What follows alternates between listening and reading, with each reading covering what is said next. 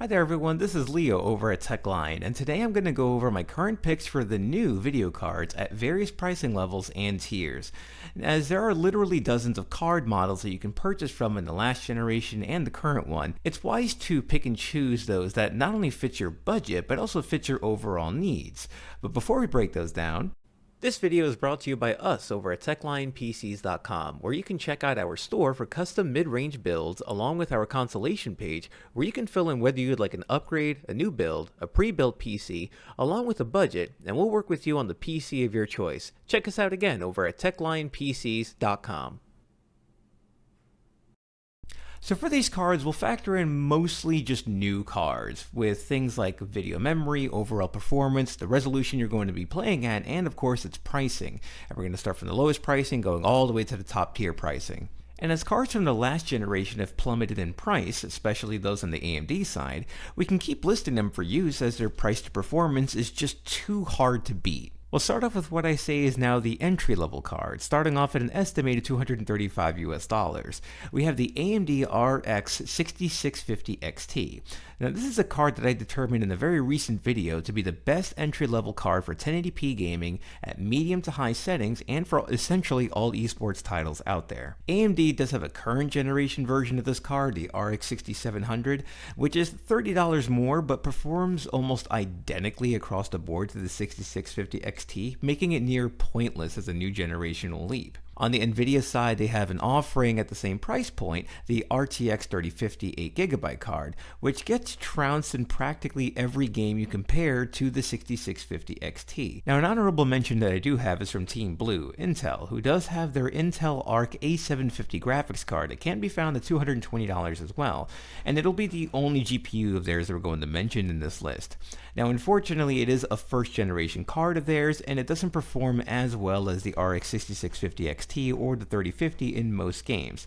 But maybe if it was $20 less at a flat $200, I'd probably recommend that one over the 6650 XT. However, what it does do is it does let me look forward to the next generation of Intel cards with the Battlemage series, so I'm going to be very excited to see how that's going to perform and what pricing they're going to put that at when it releases, I believe, next year. Now moving up to the next price category is at around $330 US.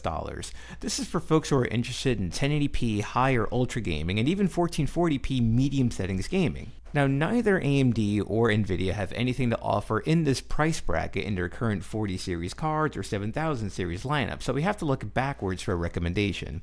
And on one end we have Nvidia with their 3060 Ti, and on the AMD side we have the RX 6700 XT.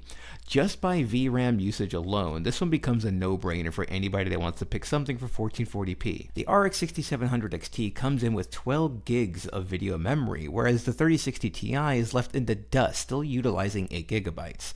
This makes the 6700 XT at the same exact cost a better card for 1440p gaming, a better card for increased texture resolution, and a better card just overall, especially when you start looking to the future, as there's already games right now where 8 gigabytes just isn't enough for modern gaming. So if you're looking to start not only gaming at a very good quality now, but also future-proofing yourself, this is about the price point where I start to really recommend that if you're getting something brand new, building something completely brand new that you really want to look into. Now we're jumping up another few $100 at around an estimate of $520, of which once again AMD has nothing in the current generation of cards at this price point, but what they do have is a beast of a card in their last generation that's just getting better as time goes on. The RX 6800 XT, which in comparison, the Nvidia counterpart is going to be the Nvidia 4060 Ti 16GB model. This one, for lack of a better term, is an absolute embarrassment on Nvidia's side. I would actually highly recommend watching Hardware Unboxed video on this as they go through an intense head-to-head battle between these two cards just to show how badly the 4060 Ti gets absolutely trounced in every single game. I'll leave a link to that in the description below. Now, the RX 6800 XT is just an obvious winner in this category without any question. It's great at 1440p high-end gaming and even 4K resolutions in many titles. Now, going just a little bit more in price, at $600, we have two cards that actually compete head-to-head. The AMD RX 6950 XT against Nvidia's RTX 4070. This tier comes down to it depends, which is good because that's what we want to see when people are trying to make their choices. In gaming, both of them perform perform near identically if we're looking at 1080p and 1440p and even 4K gaming. However, the 6950 XT does come with 4 extra gigs of video memory, which does give it an edge at 4K resolutions, but this does come at a massive cost on AMD's side, and this is power draw. For near identical performance across the board, especially at 1440p gaming, the RTX 4070 only asks for 650 watts of power, whereas the RX 6950 XT is demanding a massive 850 watt power supply. So even if you're just upgrading from an older graphics card and want to pop in a new one in there, the 4070 is a much easier choice to make. And even if you're building a brand new system, buying a 650 watt power supply instead of an 850 watt power supply is going to save you money on the overall system cost. And with that power draw that's coming out of the 4070 as opposed to the 6950 XT, your power bill, depending on how much you're using your computer, is also going to be lower month to month. That kind of makes the 4070, at performing identically with the 6950 XT, just a better product overall. On top of that, the 4070 is also a much smaller card, coming in at only 2 slots, which coincidentally also makes it the most powerful 2-slot GPU available on the market. So it can also fit in the far more compact case configurations that are out there, even small form factor builds, so it does have a lot going for it on this front. So unless you have a very, very great need for that extra 4 gigs of video memory, I believe that at the $600 price point, the RTX 4070 is a much better option than the RX 6950 XT. Now at $800 US, we're essentially starting to look at cards that alone cost the same price as an entire 1080p high-end gaming system. So this is not generally a price point that I recommend your average gamer to go for. I generally do not recommend cards of this tier and up unless you are a content creator or just an enthusiast of sorts. And if you're in either of these two categories, unless you're on an absolute budget constraint, I doubt that you want to settle for something less powerful than the cards that are right above this tier. So it's kind of hard to recommend the 2 cards that are at this tier. But if you do have budget constraints, as an example, the 2 cards that are at this price point at $800 US are the NVIDIA 4070 Ti and the AMD 7900 XT. That being said, the 4070 Ti came out with an MSRP of $800, whereas the 7900 XT started at $900 US. Now, fortunately, AMD got a bit smart and dropped the MSRP of the 7900 XT by $100, so they're both roughly at around an $800 cost. But honestly, if you look at benchmarks for both of these cards across a whole bunch of benchmark reviewers that are out there, you'll kind of find that both the 7900 XT and the 4070 Ti are essentially neck and neck in performance. You can go with either of these 2 cards from either company and have a solid experience no matter what you choose. So really you're going to come out to what your preference is between these 2 companies.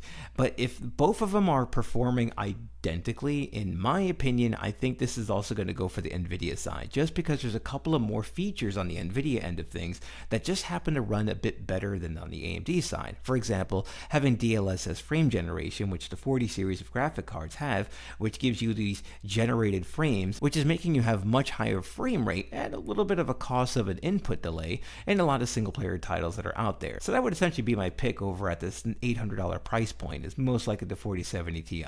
But whichever one you pick, you're going to have yourself a fantastic experience at 1440p, Ultra, and even 4K high-end gaming. We're finally nearing the end of the graphic card tiers, and now at the $1,000 mark, a preposterously high number for a GPU, I know, you've got 2 different options. On the AMD side, you have the 7900 XTX, and over on the NVIDIA side, you have the RTX 4080. However, I said $1,000, but both of these cards have had different price fluctuations that we'll see in just a moment. Now, on the AMD side, this is their top tier flagship model, which I've seen now online as low as $950 US. It's had a drop in price, which is great, and sometimes it includes a game with it. So if you're going to be playing one of those, also a good deal. I managed to also even snag myself one of those. That's right. This was the card that I personally picked for my own build. And when you also look at the benchmarks for these cards, they are almost identical in performance across the board, which not only includes both 1440p gaming and 4K, regardless if you're just going for pure rasterized performance and the ray tracing performance. It's almost identical between these 2 cards.